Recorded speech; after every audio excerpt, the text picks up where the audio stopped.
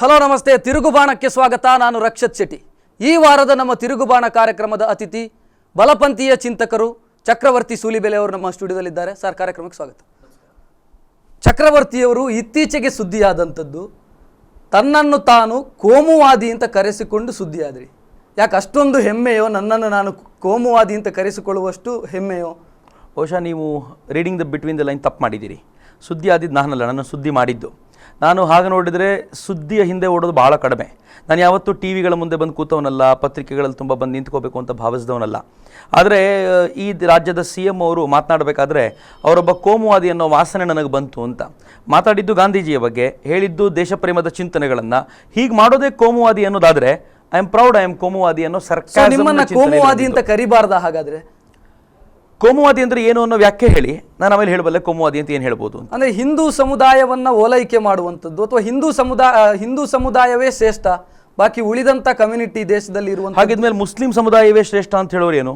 ಅವ್ರು ಆ ಕೋಮುವಾದಿಗಳಲ್ವಾ? ಕ್ರಿಶ್ಚಿಯನ್ ಸಮುದಾಯವೇ ಶ್ರೇಷ್ಠ ಅಂತ ಹೇಳೋರು ಯಾರು? ಅವ್ರು ಆ ಕೋಮುವಾದಿಗಳಲ್ವಾ? ಪ್ರತಿಯೊಬ್ಬರು ಕೋಮುವಾದಿಗಳೇ. ಪ್ರತಿಯೊಬ್ಬರಿಗೂ ಅವರ ಜಾತಿಯ ಬಗ್ಗೆ, ಅವರ ಧರ್ಮದ ಬಗ್ಗೆ, ಅವರ ರಾಷ್ಟ್ರದ ಬಗ್ಗೆ ಅಪಾರವಾದ ಪ್ರೀತಿ ಇರುತ್ತೆ. ಈ ಪ್ರೀತಿಯನ್ನು ಕೋಮುವಾದ ಅಂತ ಕರೀಲಿಕ್ಕಾಗೋದಿಲ್ಲ. ಹಾಗೆ ನೋಡಿದರೆ ಯಾರು ಹಿಂದೂ ಧರ್ಮವನ್ನು ಪ್ರೀತಿಸ್ತಾರೋ ಅವರಷ್ಟು ಸೆಕ್ಯುಲರ್ ಆಗಿರಲಿಕ್ಕೆ ಇವತ್ತಿನ ಸೆಕ್ಯುಲರ್ಗಳಿಗೂ ಸಾಧ್ಯ ಇಲ್ಲ. ನಾನು ಮಾತ್ರ ಈ ಕೆಲಸ ಮಾಡಬಲ್ಲ, ಯಾಕಂದರೆ ನಾನೊಬ್ಬ ಹಿಂದೂ ಅಂತ. ಒಬ್ಬ ಹಿಂದೂ ಮಾತ್ರ ಈ ಥರ ಎಲ್ಲರನ್ನೂ ಅಷ್ಟೇ ಪ್ರೀತಿಯಿಂದ ನೋಡಿಕೊಳ್ಳಬಲ್ಲ. ಹೀಗಾಗಿ ನಾನು ಕೋಮುವಾದಿ ಅಂತ ನೀವು ಈ ಕಾರಣಕ್ಕೆ ಕರೆಯೋದಾದ್ರೆ I am proud, I am. Siddaramaiah ಅವರು ನಿಮ್ಮನ್ನ ಕರೆಯೋದಕ್ಕೆ ಕಾರಣ ಇತ್ತು. ಗಾಂಧೀಜಿಯವರ ಬಗ್ಗೆ ಒಂದು ಉಪನ್ಯಾಸ ಕಾರ್ಯಕ್ರಮವನ್ನು ವಿಧಾನಸೌಧದ ಆವರಣದೊಳಗೆ ಮಾಡಿದ್ರಿ. ಗಾಂಧೀಜಿಯವರ ಬಗ್ಗೆ ಮಾತಾಡೋದಕ್ಕೆ ಚಕ್ರವರ್ತಿ ಸೂಲಿಬೆಲೆ ಅವರಿಗೆ ಏನು ನೈತಿಕತೆ ಇದೆ ಅನ್ನುವಂಥ ಪ್ರಶ್ನೆಯನ್ನು ಕೇಳ್ತಾರೆ. ಏನು ಹೇಳ್ತೀರಿ? ವೈಚಾರಿಕ ಭಿನ್ನಾಭಿಪ್ರಾಯ ಇದೆ ಗಾಂಧೀಜಿಯವರ? ಇಲ್ಲಪ್ಪ, ವೈಚಾರಿಕ ಭಿನ್ನಾಭಿಪ್ರಾಯ ಯಾವತ್ತೂ ಇಲ್ಲ ನನಗೆ. ಗಾಂಧೀಜಿಯವರ ವಿಚಾರದ ಕುರಿತಂತೆ ಇವರಿಗಿಂತ ಹೆಚ್ಚು ಗಾಂಧಿಯ ಪ್ರಚಾರ ಮಾಡಿದವರು ನಾವು. ಉದಾಹರಣೆಗೆ ಈ ದೇಶದ ಕ್ರಾಂತಿಕಾರಿಗಳನ್ನು ಸಮರ್ಥವಾಗಿ ಮನೆ ಮನೆಗೂ ಮುಟ್ಟಿಸೋದ್ರಲ್ಲಿ ಗಾಂಧೀಜಿಯ ಪ್ರಯತ್ನ ಎಷ್ಟು ದೊಡ್ಡದ್ದು ಅಂತ ನಾನು ಪ್ರತಿ ಭಾಷಣದಲ್ಲಿ ನಿಮ್ಮ ಬಗ್ಗೆ ಒಂದು ಇಮೇಜ್ ಇರುವಂತದ್ದು ಗೋಡ್ಸೆಯ ಪ್ರತಿಪಾದಕರು. ಗಾಂಧೀಜಿಗಿಂತ ಇದುವರೆಗೂ ಚಕ್ರವರ್ತಿ ಸೂಲಿಬೆಲೆ ಎಲ್ಲಾದ್ರೂ ಗೋಡ್ಸೆ ಬಗ್ಗೆ ಮಾತಾಡಿದ್ರು ಅನ್ನುವಂತ, ಗೋಡ್ಸೆಯನ್ನ ವೈಭವೀಕರಿಸಿದ್ರು ಅನ್ನುವಂತ ಯಾವ ಉಲ್ಲೇಖಗಳನ್ನಾದ್ರೂ ತೋರಿಸಿ. ಅಂದ್ರೆ ರಾಷ್ಟ್ರೀಯವಾದಿ ಸೂಲಿಬೆಲೆ ಅವರು ಗೋಡ್ಸೆ ಅವರಿಗೆ ದೇವಸ್ಥಾನ ಕರ್ತೇನೆ ಅಂತ ಹೇಳಿದಾಗ ಹೊರಗೆ ಬಂದು ಮಾತಾಡ್ಲೇ ಇಲ್ಲ. ಎಲ್ಲವನ್ನೂ ಮಾತಾಡ್ಲಿಕ್ಕೆ ಚಕ್ರವರ್ತಿ ಸೂಲಿಬೆಲೆ ಹೇಳಿಲ್ಲ. ಅಲ್ಲ, ಎಲ್ಲವನ್ನೂ ಎಲ್ಲರೂ ಮಾತಾಡಬೇಕು. ರಕ್ಷಿತ್ ಆ ಥರದವ್ರನ್ನ ಕರೆದು ನೀವು ಇಂಟರ್ವ್ಯೂ ಮಾಡ್ಲಿಲ್ಲ, ನೀವ್ ಯಾಕೆ ಮಾಡ್ಲಿಲ್ಲ ಅಂತ ಕೇಳಿದ್ರೆ ನಮ್ಮ ವ್ಯಾಪ್ತಿ ನಮ್ದು, ನನ್ನ ವ್ಯಾಪ್ತಿ ನಂದು. ನೀವೆಲ್ಲರೂ ಕರೆದಲ್ಲಿ ಇಂಟರ್ವ್ಯೂ ಮಾಡ್ತೀರಿ. ನೀವು ಯಾಸೀನ್ ಭಟ್ಗಳನ್ನ ಸಿಕ್ಕಿದಾಗ ಆ ಪೊಲೀಸರನ್ನ ಯಾಕೆ ಇಂಟರ್ವ್ಯೂ ಮಾಡಲಿಲ್ಲ ಅಂತ ಕೇಳಿದ್ರೆ ನನಗೆ ಅವರು ಸಿಗಲಿಲ್ಲ ಅಂತ. ಇಲ್ವೇ ಇಲ್ಲ. ಎಲ್ಲ ಸಂದರ್ಭದಲ್ಲೂ ರಾಷ್ಟ್ರೀಯವಾದದ ವಿಚಾರಕ್ಕೆ ಬಂದಾಗ, ದೇಶಭಕ್ತರ ವಿಚಾರಕ್ಕೆ ಬಂದಾಗ ಪ್ರತಿಕ್ರಿಯೆ ಕೊಟ್ಟಂತವರು. ಹಾಗೇನೂ ಇಲ್ಲ. ಆ ಅವಕಾಶಗಳು ಆ ಜಾಗದಲ್ಲಿದ್ದಾಗ ನಾನು ಖಂಡಿತವಾಗೂ ಪ್ರತಿಕ್ರಿಯಿಸ್ತೀನಿ. ದೇಶಭಕ್ತರ ವಿಚಾರ ಬಂದಾಗ, ಪಾಸಿಟಿವ್ ಥಾಟ್ಸ್ ಇದ್ದಾಗ ಯಾವಾಗಲಾದರೂ ಮಾತನಾಡಿದ್ದೀನಿ. ಮತ್ತು ಎಲ್ಲದಕ್ಕೂ ನಾನೇ ಪ್ರತಿಕ್ರಿಯೆ ಕೊಡ್ತೀನಿ ಅನ್ನುವಂಥ ಯಾವ ಠೇಕೆದಾರಿಯನ್ನು ಕೂಡ ಚಕ್ರವರ್ತಿ ಸೂಲಿಬೆಲೆ ತಗೊಂಡಿಲ್ಲ. ಸೊ ಮೊನ್ನೆಯ ಕಾರ್ಯಕ್ರಮಕ್ಕೆ ನೀವು ಹೋಗಬೇಕಿತ್ತ? DH ಶಂಕರಮೂರ್ತಿ ಅವರು ಇನ್ವೈಟ್ ಮಾಡಿದ್ರು, ನೀವು ಹೋಗಬೇಕಿತ್ತ? ಅಂದ್ರೆ ಕಾಂಗ್ರೆಸ್ ಸರ್ಕಾರ ಅಸ್ತಿತ್ವದಲ್ಲಿದೆ, ಅವಮಾನ ಮಾಡಿಕೊಂಡ್ರೆ. ತಿರುಗುಬಾಣ ನಾನು ಕೇಳ್ತೀನಿ, DH ಶಂಕರಮೂರ್ತಿ ಯಾರು? ಸಭಾಪತಿಗಳು. DH ಶಂಕರಮೂರ್ತಿ ಅವ್ರಿಗೆ ಅಲ್ಲಿನ ಜವಾಬ್ದಾರಿ ಏನಿತ್ತು? ಕಾರ್ಯಕ್ರಮ ಆರ್ಗನೈಸ್ ಮಾಡೋದಲ್ಲ. ನೀವೇನು ತಿಳ್ಕೊಂಡೇ ಇಲ್ಲ. ತಿರುಗುಬಾಣಕ್ಕೆ ಬರೋ ಮುಂಚೆ ತಿಳ್ಕೊಳ್ಬೇಕಿತ್ತು ನೀವು. DH ಶಂಕರಮೂರ್ತಿ ಅವರು ಆ ಪ್ರತಿಮೆಯನ್ನು ನಿರ್ಮಾಣ ಮಾಡೋದ್ರಿಂದ ಹಿಡಿದು ಅನಾವರಣ ಮಾಡೋದ್ರವರೆಗೂ ಪ್ರತಿ ಕೆಲಸವನ್ನು DH ಶಂಕರಮೂರ್ತಿಯೇ ಮಾಡಿದ್ದು. ಹೀಗಿದ್ಮೇಲೆ ಅವರು ಕರೆದಾಗ ಇದು ಸರ್ಕಾರದ ಅಧಿಕೃತ ಆಹ್ವಾನವೇ ಹೊರತು ಇದು ಯಾರೋ ಒಬ್ರು ಕರೆದ್ರು ಯಾರಾದ್ರೂ ಇರಲಿ, ಅವರ ಕಾರ್ಯಕ್ರಮಕ್ಕೆ ನೀವು ಹೋದಂತದ್ದು ನಿಮಗೆ ನೀವು ಅವಮಾನ ಮಾಡಿಕೊಂಡು. ನನಗೆ ಅವಮಾನ ಆಗುತ್ತೆ. ಗಾಂಧೀಜಿ ಪರಮೇಶ್ವರ್ ಮಾತನಾಡಿದ್ರು, ಅವರು ಮಾತನಾಡಿದ್ರು, ಅವಮಾನ ಅವ್ರು ಮಾಡ್ಕೊಂಡಿದ್ದಾರೆ. ಚಕ್ರವರ್ತಿ ಸೂಲಿಬೆಲೆಗೆ ಅವಮಾನ ಇಲ್ಲ. ಮಾನ ಅವಮಾನಗಳನ್ನ ಒಂದೇ ರೀತಿ ಸ್ವೀಕಾರ ಮಾಡಬೇಕು ಅಂತ ಹೇಳಿದ ಶ್ರೀಕೃಷ್ಣನ ಗೀತೆಯನ್ನ ಫಾಲೋ ಮಾಡುವಂತ ವ್ಯಕ್ತಿಗಳಿಗೆ ಅವಮಾನಗಳಿಗೆ ಪರಿವೇ ಯಾಕೆ? ನಮಗೆ ವಿಚಾರ ಇರೋದು ಜಾಗೃತಿಯನ್ನು ಮೂಡಿಸುವಂತ ಪ್ರಯತ್ನ. ಇದನ್ನೇ ನನಗೆ ನನ್ನ ಸಂಘಟನೆಗಳು ಹೇಳಿಕೊಟ್ಟಿರೋದು, ಇದನ್ನೇ ನನ್ನ ಹಿರಿಯರು ನಂಗೆ ಹೇಳಿರೋದು. ಇದನ್ನ ಮುಂದುವರಿಸ್ಕೊಂಡು ಮಾಡ್ಕೊಂಡು ಹೋಗ್ತಿದೀವಿ. ಅವಮಾನಗಳ ಪ್ರಶ್ನೆಯೇ ಇಲ್ವಲ್ಲ. ಸೊ ಗಾಂಧೀಜಿಯವರ ಪ್ರತಿಪಾದಿಸಿದಂತ ತತ್ವ ಸಿದ್ಧಾಂತಗಳ ಬಗ್ಗೆ ನಿಮಗೆ ಸಮರ್ಥನೆ ಇದೆ, ಅಥವಾ ಆ ಒಂದು ಸಿದ್ಧಾಂತ ಏನಿದೆ, ಅವರ ಸಿದ್ಧಾಂತ ಏನಿದೆ? ಯಾವುದಾದ್ರೂ ಒಬ್ಬ ವ್ಯಕ್ತಿಯ ಎಲ್ಲ ಸಿದ್ಧಾಂತಗಳನ್ನು ಎಲ್ಲರೂ ಒಪ್ಪಬೇಕು ಅಂತಿಲ್ಲ. ಕೆಲವು ವ್ಯಕ್ತಿಯ ಕೆಲವು ಸಿದ್ಧಾಂತಗಳು ತುಂಬ ಇಷ್ಟ ಆಗ್ತವೆ, ಕೆಲವು ವ್ಯಕ್ತಿಗಳ ಕೆಲವು ನಡಾವಳಿಗಳು ಗುಣಗಳು ಕೆಲವರಿಗೆ ಇಷ್ಟ ಆಗೋದಿಲ್ಲ.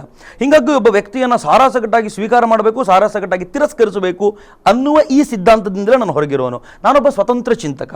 ನನಗೆ ಗಾಂಧೀಜಿಯವ್ರದ್ದು ಎಷ್ಟು ಇಷ್ಟ ಆಗುತ್ತೋ ಸಾವರ್ಕರ್ದು ಇಷ್ಟ ಆಗದೇ ಇರೋ ಅಷ್ಟೇ ವಿಚಾರಗಳಿವೆ. ಎಲ್ಲವನ್ನೂ ಸಮಸಮವಾಗಿ ಸ್ವೀಕರಿಸಬಲ್ಲಂತ ಬೌದ್ಧಿಕ ಸಂಪನ್ನತೆ ನನಗಿರಬೇಕಾದಾಗ ನಾನು ಯಾಕೆ ಆಲೋಚನೆ ಮಾಡಬಾರ್ದು?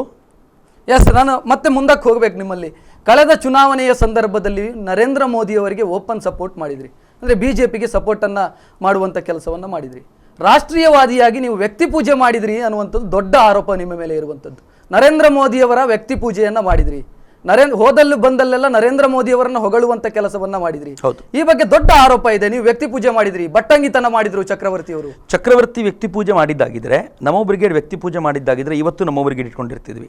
ಆದರೆ ನರೇಂದ್ರ ಮೋದಿ ಅವರನ್ನ ಪ್ರಧಾನಿ ಮಾಡಬೇಕು ಅನ್ನೋ ಏಕೈಕ ಉದ್ದೇಶದಿಂದ ಈ ರಾಜ್ಯದ ಈ ದೇಶದ ಜನತೆ 10 ವರ್ಷಗಳಿಂದ ಏನು ಫ್ರಸ್ಟ್ರೇಟ್ ಆಗಿ ಹೋಗಿದ್ರು, ಅದರಲ್ಲಿ ನಾನು ಇದ್ದೆ, ನೀವು ಇದ್ರಿ, ನಂಗೆ ಚೆನ್ನಾಗಿ ಗೊತ್ತು. ಈ ಫ್ರಸ್ಟ್ರೇಷನ್ನಿಂದ ಹೊರಗೆ ತರಬೇಕಾದಂಥ ಒಂದು ಅವಶ್ಯಕತೆ ಇತ್ತಲ್ಲ, ಈ ಅವಶ್ಯಕತೆಗೋಸ್ಕರ ಒಬ್ಬ ಸಮರ್ಥ ನಾಯಕ ಬೇಕಾಗಿತ್ತು. ಆ ನಾಯಕನ ಕುರಿತಂತೆ ಸಮಾಜಕ್ಕೆ ಸರಿಯಾದ ವಿಚಾರವನ್ನು ಮುಟ್ಟಿಸುವಂತ ಜವಾಬ್ದಾರಿ ನಮ್ಮ ಹೆಗಲ ಮೇಲಿತ್ತು. ಒಂದು. ಎರಡನೇದು, ಮಾಧ್ಯಮಗಳು ಎಷ್ಟು ಕೆಟ್ಟದಾಗಿ ಪ್ರತಿಬಿಂಬಿಸಿದ್ದು ನರೇಂದ್ರ ಮೋದಿ ಅವರನ್ನ ಅಂತಂದ್ರೆ, ಸರಿಯಾದ ಚಿತ್ರಣವನ್ನ ಸಮಾಜದ ಮುಂದೆ ಇಡದೆ ಹೋದರೆ ಇನ್ನೂ 10 ವರ್ಷಗಳಲ್ಲಿ ದೇಶ ಬರಬಾದಾಗೋ ಎಲ್ಲ ಸಾಧ್ಯತೆಗಳು. ದೇಶದ ಕುರಿತಂತೆ ಆಲೋಚನೆ ಮಾಡುವಂತ ಪ್ರತಿಯೊಬ್ಬ ವ್ಯಕ್ತಿಯ ಜವಾಬ್ದಾರಿಯೂ ಏನು ಅಂತಂದ್ರೆ, ಅವನು ಜಾಗೃತಿಗೋಸ್ಕರ ಪೂರ್ಣ ಪ್ರಯತ್ನ ಪಡಬೇಕು. ಆ ಪ್ರಯತ್ನವನ್ನು ನಮೋ ಬ್ರಿಗೇಡ್ನ ಮೂಲಕ ನಾವು ಮಾಡಿದ್ವಿ. And we are proud. ನಾವು ನರೇಂದ್ರ ಮೋದಿ ಹೆಸರಲ್ಲಿ ಅವತ್ತು ಮಾಡಿದ್ವಿ. We are two proud. ಇನ್ನೊಂದು ಖುಷಿ ಯಾಕೆ ಅಂತಂದ್ರೆ, ನಾವು ನಮೋ ಬ್ರಿಗೇಡ್ನ ನರೇಂದ್ರ ಮೋದಿ ಪ್ರಧಾನಿಯಾಗಿದ್ದ ಮರುದಿನ ವಿಸರ್ಜನೆ ಮಾಡಿ ನಾವು ವ್ಯಕ್ತಿ ಪೂಜಕರಲ್ಲ ಅನ್ನೋದನ್ನು ಸಾಬೀತು ಮಾಡಿ, ಅವರ ಪ್ರಧಾನಿ ಆಗಬೇಕು ಅನ್ನೋ ಕಾರಣಕ್ಕಾಗಿ ಅವರನ್ನ ಹೋದಲ್ಲಿ ಬಂದಲ್ಲೆಲ್ಲ ಹೊಗಳುವಂತ ಕೆಲಸವನ್ನ ಚಕ್ರವರ್ತಿ ಅವರು ಮಾಡಿದ್ರು. ಬಹುಶಃ ನಿಮ್ಮ ಕ್ಯಾರೆಕ್ಟರ್ ಅಥವಾ ನಿಮ್ಮ ವ್ಯಕ್ತಿತ್ವ ಏನಿದೆ ಅದು ವ್ಯಕ್ತಿ ಪೂಜೆ ಮಾಡುವಂತ ವ್ಯಕ್ತಿತ್ವ ಆಗಿರ್ಲಿಲ್ಲ. ಖಂಡಿತವಾಗಿಯೂ. ಯಾಕೆ ನರೇಂದ್ರ ಮೋದಿ ಅವರನ್ನು ವ್ಯಕ್ತಿಯಾಗಿ ಮಾಡಿದ್ದಲ್ಲ, ಒಂದು ರಾಜ್ಯದ CM ಅಥವಾ ಒಂದು ರಾಜ್ಯವನ್ನ ನಡೆಸಿದಂತ ರೀತಿ ಇತ್ತಲ್ಲ, ನಾಯಕತ್ವದ ಗುಣಗಳನ್ನು ಪ್ರದರ್ಶಿಸಿದ ರೀತಿ ಇತ್ತಲ್ಲ, ಆ ನಾಯಕತ್ವದ ಗುಣಗಳನ್ನು ಸಮಾಜ ಮುಂದೆ ಇಡಬೇಕು ಅಂತ 10 ವರ್ಷಗಳಿಂದ ಈ ದೇಶ ಮಾತೆ ಆಡದ ನಾಯಕನ ಅನ್ಕಂಡು ಏನು ಫ್ರಸ್ಟ್ರೇಟ್ ಆಗಿತ್ತು, ಅದ್ರ ಮೂಲಕ ಒಬ್ಬ ಸಮರ್ಥ ನಾಯಕನಿಗೆ ಪ್ರೆಸೆಂಟ್ ಮಾಡಬೇಕು ಅಂತ ಈ ಪ್ರೆಸೆಂಟ್ ಮಾಡುವ ಕೆಲಸವನ್ನು ಮಾಡಿದೀವಿ. ಇದರಲ್ಲಿ ಕಾರ್ಯಕ್ರಮದ ಹೆಸರನ್ನು ಕೂಡ ಬದಲಾವಣೆ ಮಾಡುವಂತ ನಮೋ ಭಾರತ್ ಅಂತ ಜಾಗೋ ಭಾರತ ಮಾಡಲೇ ಇಲ್ಲ. ಯಾಕೆ? ಇಲ್ಲ, ಸಾಧ್ಯನೇ ಇಲ್ಲ.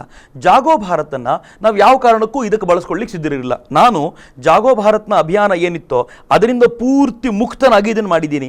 ಅದೇ ನನಗೊಂದು ಸಂತೋಷ ಸಂಗತಿ ಏನು ಅಂತಂದ್ರೆ, ನಾನು ಜಾಗೋ ಭಾರತನ ಇದಕ್ಕೆ ಬಳಸ್ಕೊಳ್ಳಿಲ್ಲ. ಜಾಗೋ ಭಾರತನ ಪ್ರೀತಿಸೋರೆಲ್ಲ ಇಲ್ಲಿಗೆ ಬರಬೇಕು ಅಂತ ಹೇಳಿಲ್ಲ. ಇದಕ್ಕೆ ಹೆಸರು ಚೇಂಜ್ ಮಾಡಿದೀವಿ, ನಮೋ ಭಾರತ್. ಇದರಲ್ಲಿ ಹೇಳೋದೆಲ್ಲ ನರೇಂದ್ರ ಮೋದಿಯ ಕುರಿತಾದಂತದ್ದೇ. ಇಷ್ಟ ಇದ್ರೆ ಬನ್ನಿ. ಮೋದಿ ಅವರ ಬಗ್ಗೆ ಬಟ್ಟಂಗಿತನ ಮಾಡಿದ್ದಲ್ವಾ? ಬಟ್ಟಂಗಿತನ ಭಾಷಣ ಮಾಡಿ ಅವರಿಗೆ ವೋಟ್ ಹಾಕಿ ಅಂತ ಹೇಳುವಂತದ್ದು ಇಲ್ಲ. ರಕ್ಷಿತ್, ಯಾರು ಅಧಿಕಾರದಲ್ಲಿದ್ದಾಗ ಅವ್ರ ಬಗ್ಗೆ ಮಾತನಾಡ್ತಾರೋ ಅವ್ರು ಬಟ್ಟಂಗಿತನ ಮಾಡ್ತಾರೆ. ನಾನು ಅಧಿಕಾರದಲ್ಲಿದ್ದಾಗಲ್ಲ ಮಾತಾಡಿದ್ದು, ಅಧಿಕಾರಕ್ಕೆ ಬರ್ತಾರೆ ಅನ್ನುವಂತ ಸೂಚನೆ ಸಿಕ್ಕ ಸೂಚನೆ ಯಾವತ್ತೂ ಇರಲಿಲ್ಲ. ಇಲ್ಲ ರಕ್ಷಿತ್, ನೀವಿನ್ನೂ ಗಮನಿಸಲೇ ಇಲ್ಲ. ನೀವೊಂದು ಸ್ವಲ್ಪ ಅಧ್ಯಯನ ಮಾಡಿ ನೋಡಿ. ನಮೋ ಬ್ರಿಗೇಡ್ ಲಾಂಚ್ ಆದಾಗ ಭಾಜಪ ಕೂಡ ನರೇಂದ್ರ ಮೋದಿ ಅವ್ರನ್ನ ಕ್ಯಾಂಡಿಡೇಟ್ ಅಂತ ಘೋಷಣೆ ಮಾಡಿರಲಿಲ್ಲ. ನಾವು ನಿಶ್ಚಯ ಮಾಡಿದ್ವಿ, ಈ ದೇಶಕ್ಕೆ ನಾಯಕರಾಗುವ ಸಾಮರ್ಥ್ಯ ಇರೋದು ಒಬ್ಬ ವ್ಯಕ್ತಿಯಲ್ಲಿ ಮಾತ್ರ.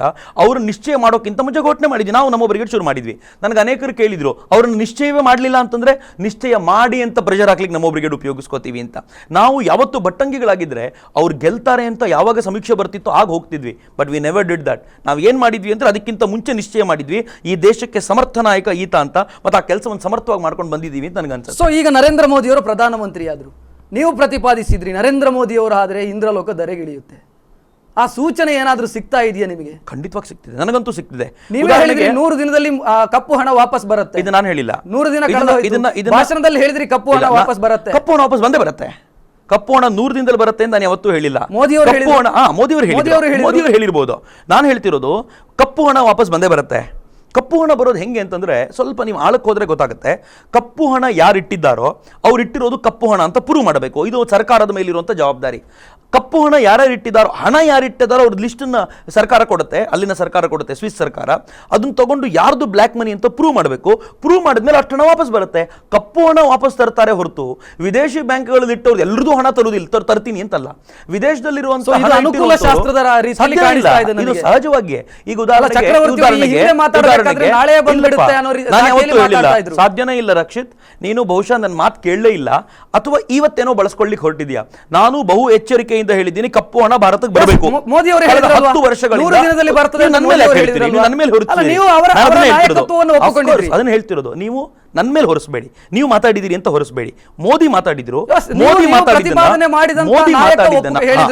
ಇದನ್ನ ಒಪ್ಕೋತೀನಿ ನಾನು. ನೀವು ಮಾತುಗಳನ್ನ ತಿರುಗಿಸಬೇಡಿ, ತಿರುಗು ಬಾಣದಲ್ಲಿ ಮಾತು ತಿರುಗಬಾರದು. ನೀವು ಸ್ಪಷ್ಟವಾಗಿರ್ಬೇಕು.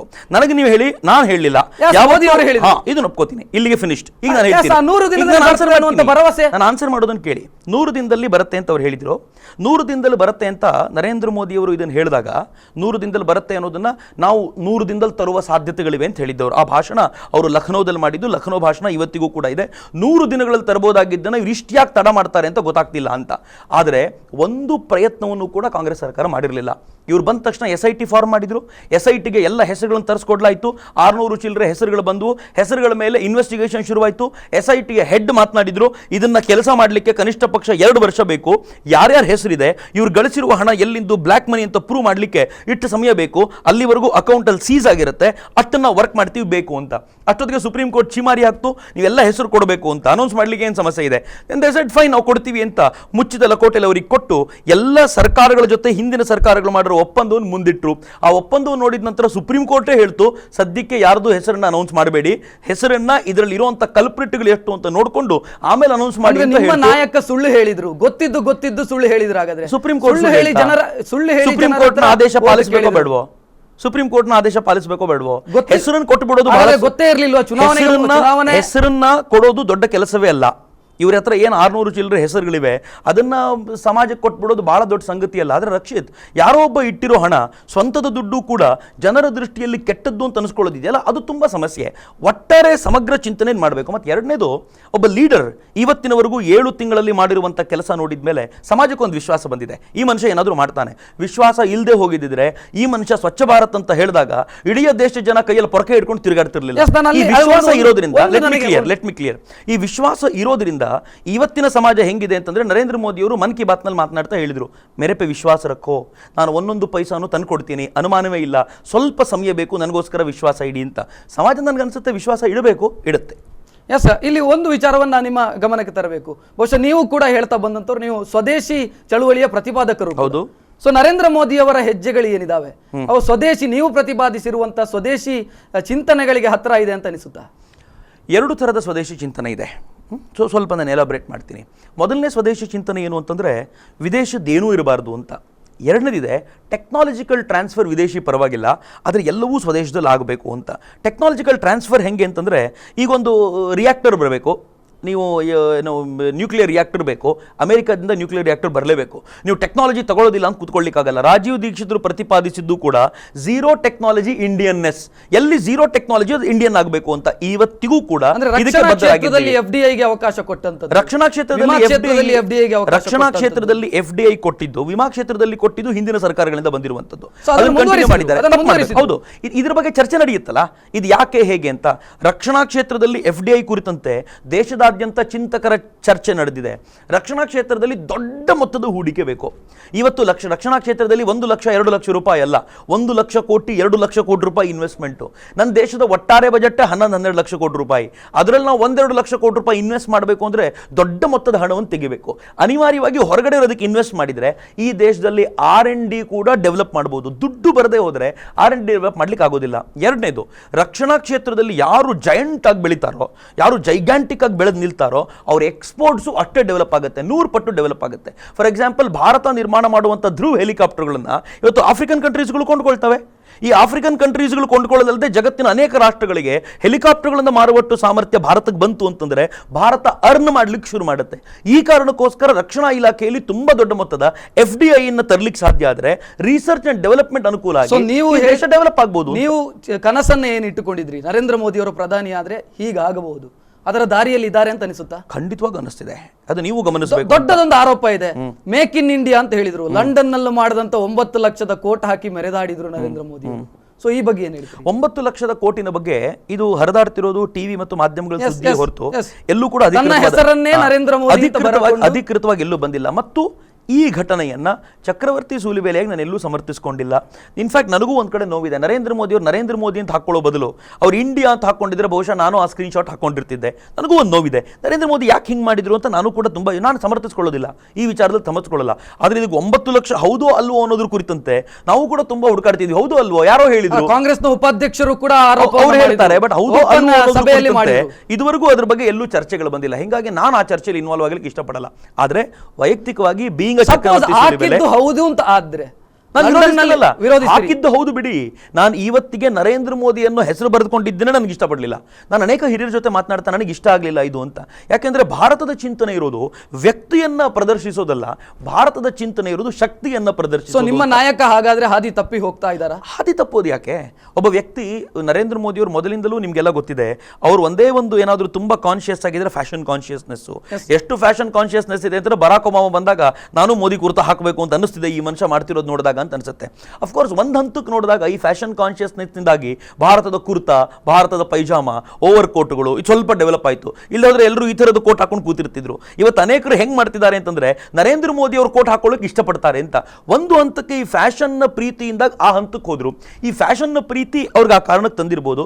ನಾನು ಆ ಕೋಟನ್ನು ಇಷ್ಟಪಡ್ತೀನಿ. ಒಂದೇ ಒಂದು ನರೇಂದ್ರ ಮೋದಿ ಬದಲು ಇಂಡಿಯಾ ಅಂತಿದ್ರೆ, ಭಾರತ್ ಅಂತಿದ್ರೆ ಬಹುಶಃ ನಾವು ಲಂಡನ್ ನಲ್ಲಿ ಆಗಿದ್ರು ಇಷ್ಟಪಡ್ತಿದ್ರ ಗೊತ್ತಿಲ್ಲ ನನಗೆ. ಅದು ಏನು ಮಾಡಿದ್ದಾರೆ ನೀವೇ ಹೇಳ್ತಿರೋದು.